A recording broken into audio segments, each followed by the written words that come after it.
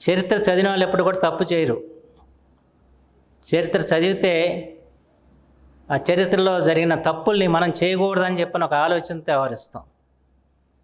అయితే వాళ్ళ ఎందుకు ఈ విషయాలు చెబుతామంటే, వాళ్ళ చరిత్ర చదవటం అన్నది తగ్గిపోయిన పరిస్థితుల్లో, చరిత్రకు ఆవశ్యకతని తెలియని పరిస్థితుల్లో తప్పుల మీద తప్పులు చేసుకుంటూ సమాజాన్ని చిన్నాభిన్నం చేసే పరిస్థితుల వల్ల ఉన్న స్థితిని మనం గమనించాల్సిన అంశం అని చెప్పి మాత్రం ఈ సందర్భంగా మనం చేస్తాం. ఎందుకంటే ఏ జాతి చరిత్ర అని కూడా జాతి యొక్క గొప్పతనం బట్టి ఉంటుంది. 2500 సంవత్సరాల మహా చరిత్ర లేదు, 3000 సంవత్సరాల చరిత్ర అంటో తెలుగు జాతి. ఆ చరిత్రకు సాక్ష్యాలేంటి? ఈ శాసనాలు, ఈ శిల్పాలు, ఇవే కదా.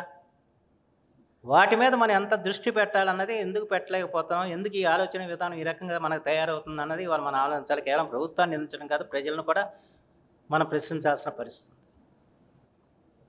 మన రాష్ట్ర విభజన తర్వాత అనేక సమస్యలు మనం ఎదుర్కొంటున్న పరిస్థితి వచ్చింది. ప్రత్యేకించి భాషా సంస్కృతులు ఇవాళ సవాళ్ళు ఎదుర్కొంటున్నాం.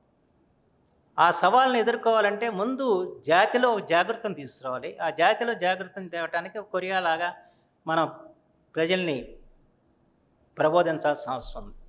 నేను తెలుగువాడిని, నా భాష తెలుగు అని చెప్పిన జాతిగా తెలుగువాడిని తయారు చేయడానికి మనం ప్రయత్నం చేయాలి. ఆ ప్రయత్నం సఫలీకృతం అయితే మిగతా ఎప్పుడు కూడా అభివృద్ధి ముందుకు వెళ్ళిపోద్దా అంటే అనుమానం లేదు. అది ముందు మన ఊరి చరిత్ర మనం తెలుసుకునే పరిస్థితి ఉండాలి. మన గ్రామంలో ఎవరైతే గొప్ప వాళ్ళు పుట్టారో వాళ్ళ గొప్పతనాన్ని చాటుకునే పరిస్థితి ఉండాలి. ఆ పరిస్థితి మన విద్యార్థి దశలోనే ఆ రకమైన ఆలోచనలు కానీ మనం రేకెత్తిస్తే మన జాతి చరిత్ర మరింతగా వికసిస్తుందని చెప్పి మాత్రం మనం చేస్తున్నాం. చరిత్రని చెప్పకపోవటం వల్ల ఓహో అదే నిజం అనుకునే స్థితి వాళ్ళ తెలుగు జాతిలో కలుగుతుంది, ప్రత్యేకించి యువకుల్లో కలుగుతుంది.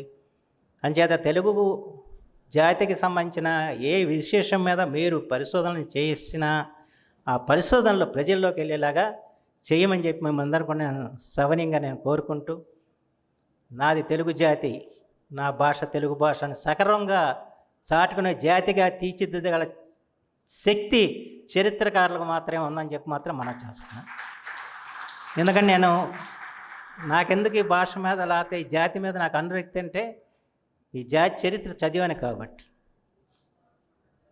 మీరందరూ రాసిన పరిశోధనలు చదివాను కాబట్టి, మీరందరూ రాసిన పుస్తకాలు చదివాను కాబట్టి, ఓహో నా జాతి కూడా సామాన్య జాతి కాదు, మహత్తరమైన జాతి అని చెప్పిన ఒక భావన నాలో ఏర్పడింది కాబట్టి 4 మాట్లాడుతున్నాను. దాని కారకులు మీరు చరిత్ర పరిశోధకులు.